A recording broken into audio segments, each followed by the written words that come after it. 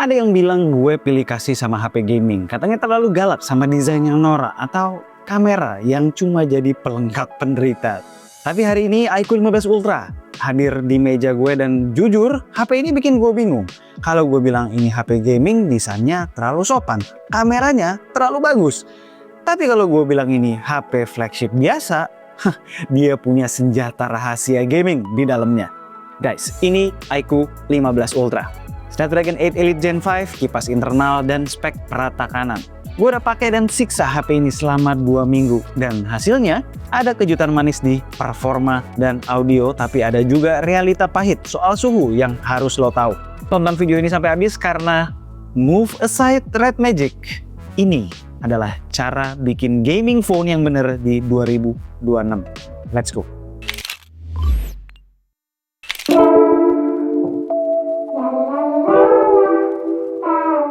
Kita mulai dari filosofinya dulu. Menurut gue, kayak tadi gue bilang, ini adalah contoh untuk bikin smartphone gaming yang bener di 2026. iQOO gak berusaha bikin HP ini jadi konsol handheld. Mereka bikin HP flagship dulu, baru ditaruh fitur gaming di atasnya. Desainnya tuh completely normal. Elegan, classy, gak terlalu banyak aksen yang norak. Kalau kita nggak tahu, kita akan pikir bahwa ini HP flagship biasa. Lihat desain modul kameranya yang asli ganteng banget. Lihat aksen honeycomb tipis-tipis yang baru striking kalau kena cahaya. Overall di tangan juga rasanya tuh solid banget. Nggak top heavy, segala IP rating pun lengkap ada. Kita baru akan ngeh ini HP dengan fitur gaming ketika kita melihat shoulder button dan lubang keluar masuk udara untuk fan-nya. Satu yang gue sayangkan adalah absennya headphone jack, nggak kayak di Red Magic 11 Pro kemarin. iQOO, fitur yang satu itu coba ya dikembalikan. Kami, para gamer, suka zero latency audio. Untuk baterainya 7400 mAh. Gede? Ya banget. Kaget nggak? Ya enggak. Setahun belakangan ini kan memang brand China lagi lomba gede-gedean mAh di body tipis. Jadi angka 7000-an di tahun 2026 itu udah jadi the new normal. Tapi hasilnya nyata ya, gue tembus 9 jam screen on time. Dengan tes ala K2G, tergolong awet sesuai dengan kapasitasnya.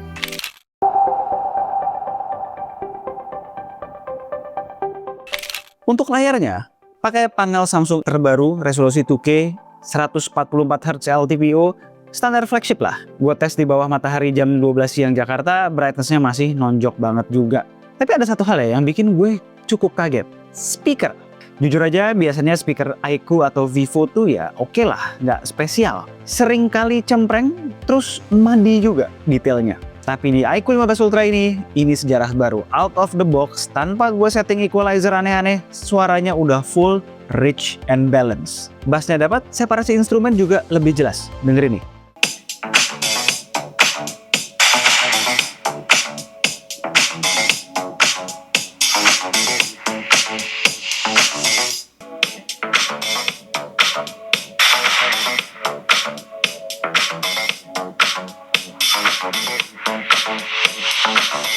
Gue cuma berharap satu ya, semoga tuningan audio yang sebagus ini tidak eksklusif di iQOO 15 Ultra.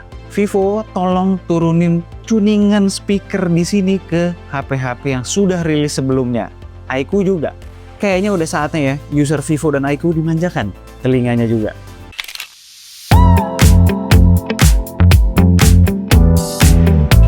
Oke, sekarang kita masuk ke bagian yang paling penting. Performance dan suhu. Khusus di video ini gue ngetes bukan di ruangan ber-AC yang dingin, tapi ala warkop gaming. Siang bolong, non-AC, ambient temperature sekitar 30-33 derajat.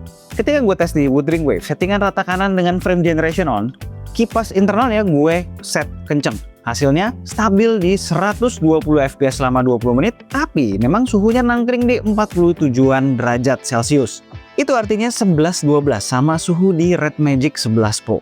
Guys, ini gue mau kasih tahu sesuatu ya. 47 derajat itu panas. Memang sebenarnya masih batas aman buat chip silikonnya. Buat SoC-nya sebenarnya masih aman-aman aja. Tapi gue mengajak kalian realistis. Berlama-lama di suhu segini itu tidak sehat buat HP lo.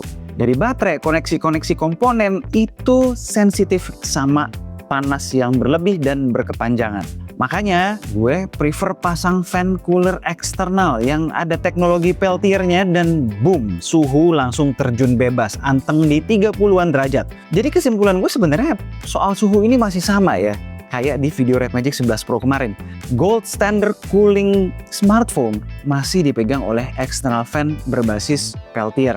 Terutama buat sesi gaming yang berat dan mau main lama kayak begini. Terutama kalau lo sayang sama umur HP lo. Tetap gue saranin pakai cooler tambahan buat sesi gaming ultra berat yang long term kayak begini.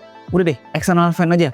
Itu benar-benar lebih make sense. Terutama buat kita yang tinggal di iklim tropis seperti ini. Yang dimana ambient temperature-nya juga panas. Nah, satu yang disayangkan, gue nggak bisa tes emulator nih karena masih ada masalah software. Di emulator Game Hub atau Game Native, sistem iQOO gagal ngenalin ini sebagai game. Kipasnya nggak bisa dinyalain baik manual atau otomatis. Jadi memang sistemnya di sini tuh beda ya. Kita nyalain fan-nya itu dari Ultra Game Mode. Selama Ultra Game Mode tidak mendeteksi aplikasi yang walaupun udah kita masukin manual ke Ultra Game Mode, ketika dia tidak deteksi itu sebagai gaming application, dia nggak akan ada opsi untuk nyalain fan-nya. Beda sama Red Magic 11 Pro yang kita bisa nyalain via quick settings di atas atau via widgets di home screen. Ini nggak bisa. Dan gue berharap iQOO segera kasih tombol tersebut karena kipas begini harusnya paling bergunanya adalah di emulator.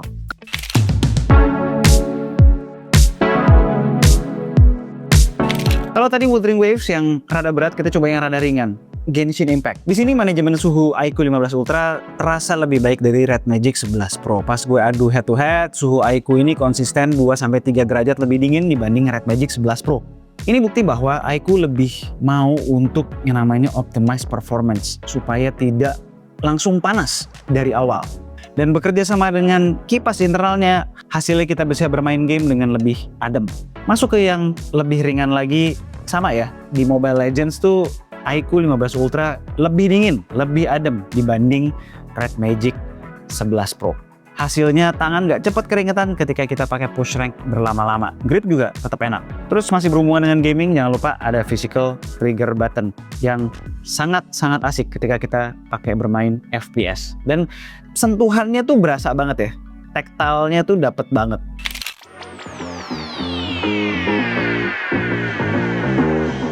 Sekarang kita balik ke filosofinya si iQOO 15 Ultra ini. Sebuah flagship phone yang punya fitur gaming on top.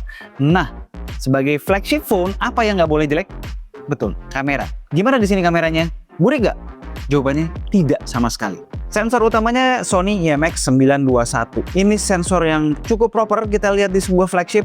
Foto street, moto berbagai objek, foto di berbagai kondisi, hasilnya bagus. Color science-nya mateng, eye pleasing, khas iQOO dan Vivo. Telephoto 3X-nya yang pakai IMX882 juga sangat usable buat portrait shots maupun telephoto hybrid zoom yang jauh. Dan untuk selfie-nya, ya nggak burik sama sekali.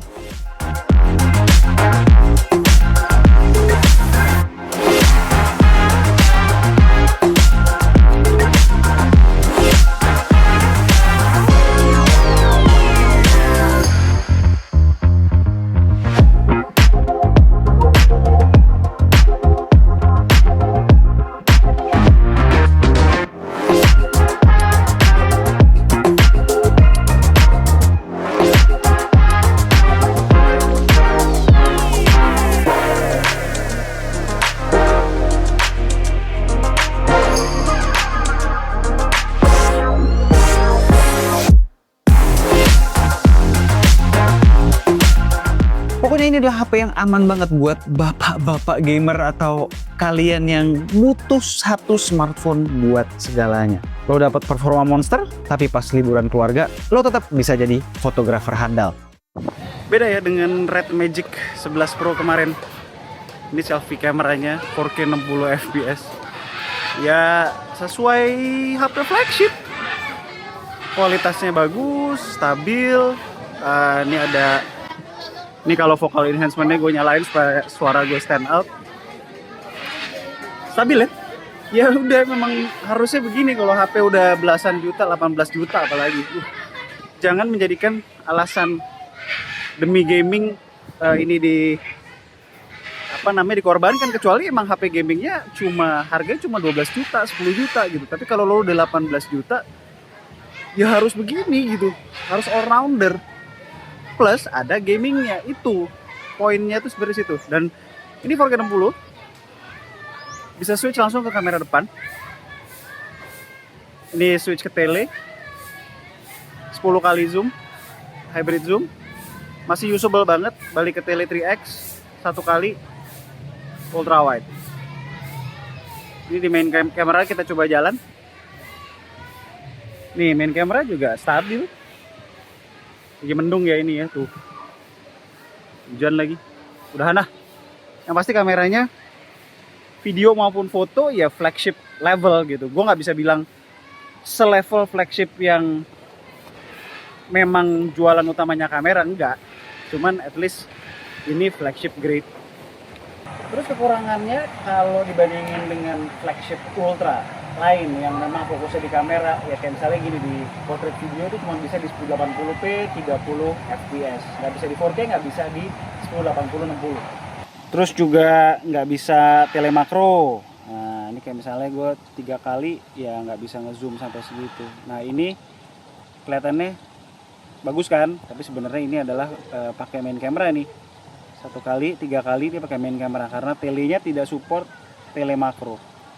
Cuma gue tutup lensanya, lensa telenya masih kelihatan gambarnya. Berarti pakai croppingan main kamera. Ngetes pindah-pindah lensa di 4K 60 fps. Tadi 10 kali hybrid zoom, ini 3 kali, ini 1 kali, ini ultra wide. Ke 3 kali zoom, 10 kali masih usable. Sangat-sangat usable, 3x. 1 kali zoom dan ultra wide. Gokil ya. Katanya HP gaming, nggak, bukan dia nggak sih, dia nggak bilang dia HP gaming ya. Pindah-pindah lensanya. Ya walaupun animasinya cepet, kenceng set kayak HP Vivo gitu. Cuman nggak ada ngejedak. Animasinya aja yang kurang nyantai. Alright, kita masuk ke closing iQOO 15 Ultra. Nah, kalian yang nyari full speknya seperti biasa di K2G, adanya di deskripsi aja. Jangan malas untuk baca. Gue di sini cuma mau share experience-nya aja. Gue masuk dari harga dulu. Di China, smartphone yang satu ini varian 512GB harganya 14,5 juta rupiah. Kalau ini masuk resmi ke Indonesia, which enggak ya, iQOO 15 Ultra ini nggak akan masuk resmi ke Indonesia, nggak global juga. Mungkin baru 2 generasi lagi lah baru dia akan masuk kalau sukses. Seperti beberapa smartphone Ultra yang dikeluarkan oleh grup BBK lainnya. Dan balik lagi ya, kalau ini masuk resmi Indonesia, 14,5 juta di Cina, harusnya di Indonesia kira-kira prediksi gue dijual dengan harga kurang lebih 17 juta. Mungkin 18 juta, cuman kayaknya 17 juta. Dan 17 juta itu artinya dia lebih murah daripada Red Magic 11 Pro yang harga SRP-nya 18 juta. Disinilah Red Magic 11 Pro bisa kalah telak.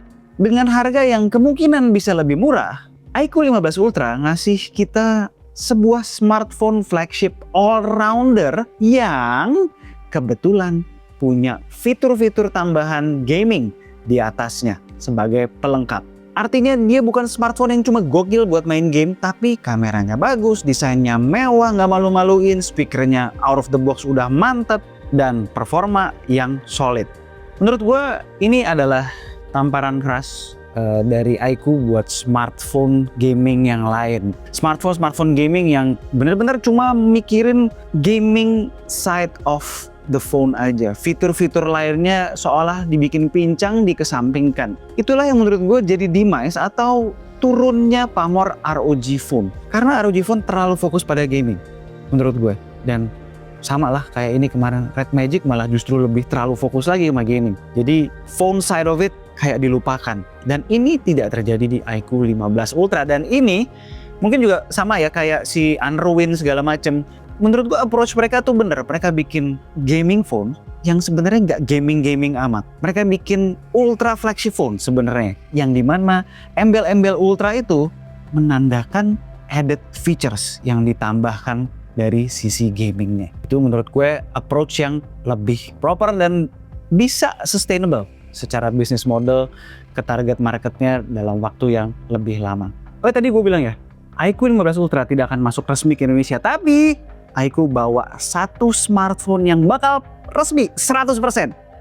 Itu adalah iQOO 15R, sebuah smartphone flagship killer yang fokus di performance dengan Snapdragon 8 Gen 5 Yes, dia adalah smartphone dengan Snapdragon 8 Gen 5 pertama di Indonesia. Terus dia juga pakai 6,5K vapor chamber cooling system yang mantap banget. Baterainya 7600 mAh dan bener-bener irit. Nanti akan gue bahas di full reviewnya. Chargingnya juga 100 watt fast charging. Layarnya 1,5K 144Hz AMOLED. Dan gak lupa ada sertifikasi IP6869, desainnya terbuat dari metal frame dan kaca depan belakang. Pokoknya iQOO 15R ini juga patut ditunggu.